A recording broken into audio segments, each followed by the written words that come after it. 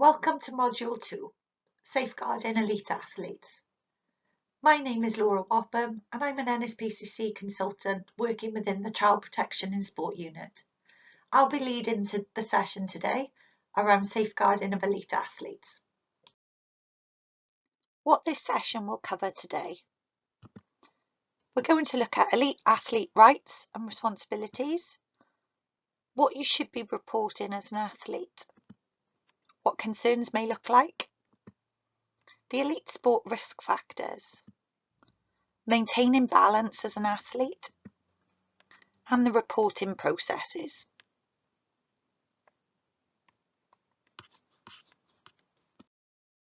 It's really important that you take care of yourself during the session today.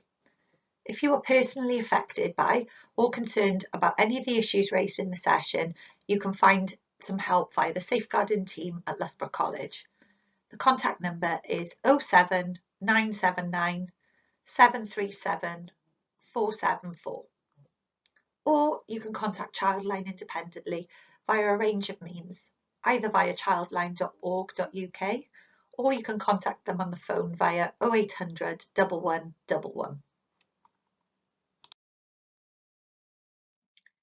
Let's have a look at athlete rights and responsibilities.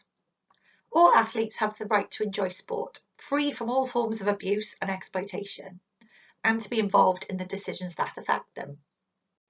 So what can you do as an athlete? You can know your rights and responsibilities.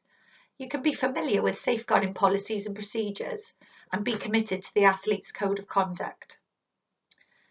You can know how to raise concerns so that if you're worried about something, you know the course of action to follow.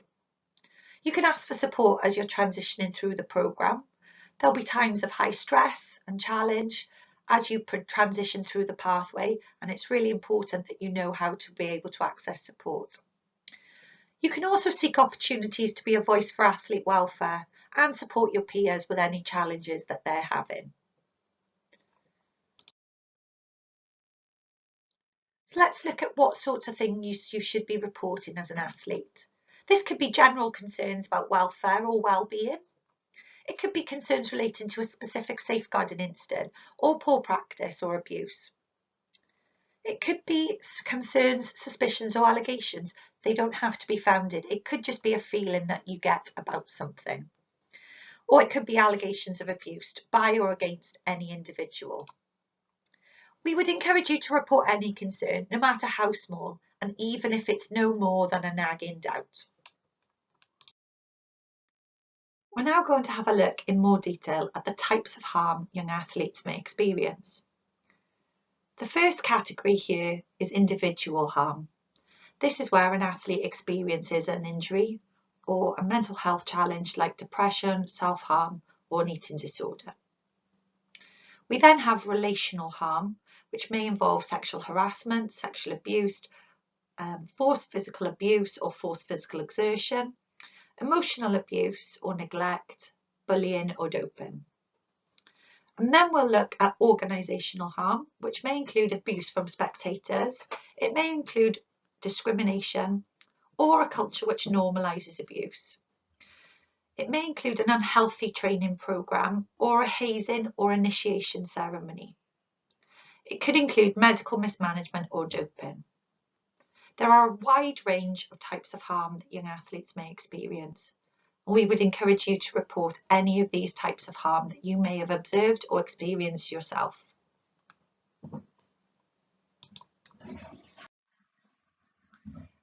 Press pause here and make some notes. Question 1. Can you recall any of your rights as an athlete? Question 2.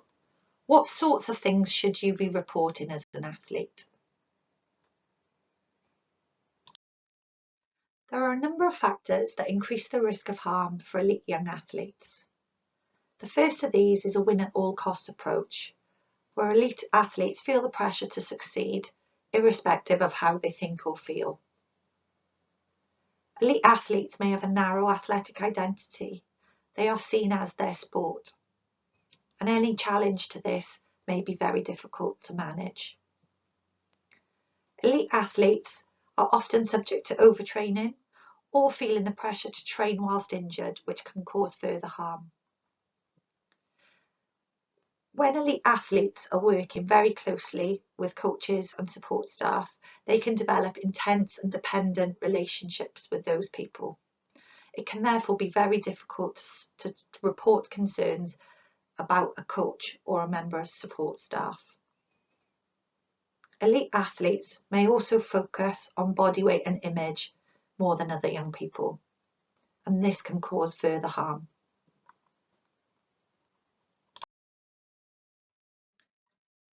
Other elite athlete risk factors include spending large amounts of time away from support networks, or experiencing repeated poor practice and lack of leadership to tackle it.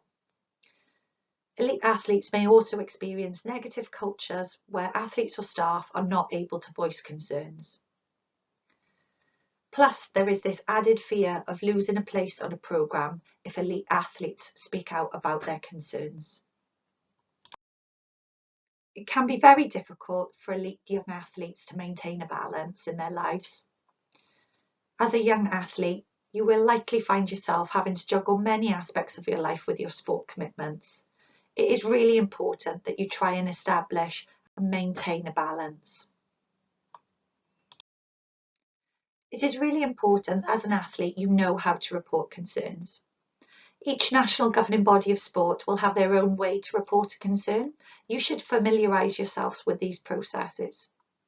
The reporting processes should address concerns from within your sport and also how you report concerns away from your sport.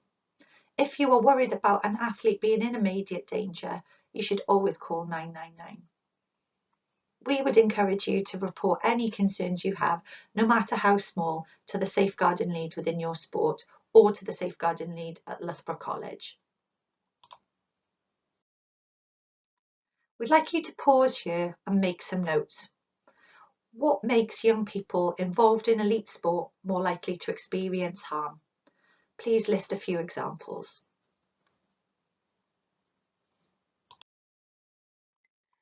Thank you for listening to the session today. Just as a reminder, if you do have any safeguarding concerns that you would like to discuss, please get in touch with the Loughborough College Safeguarding team.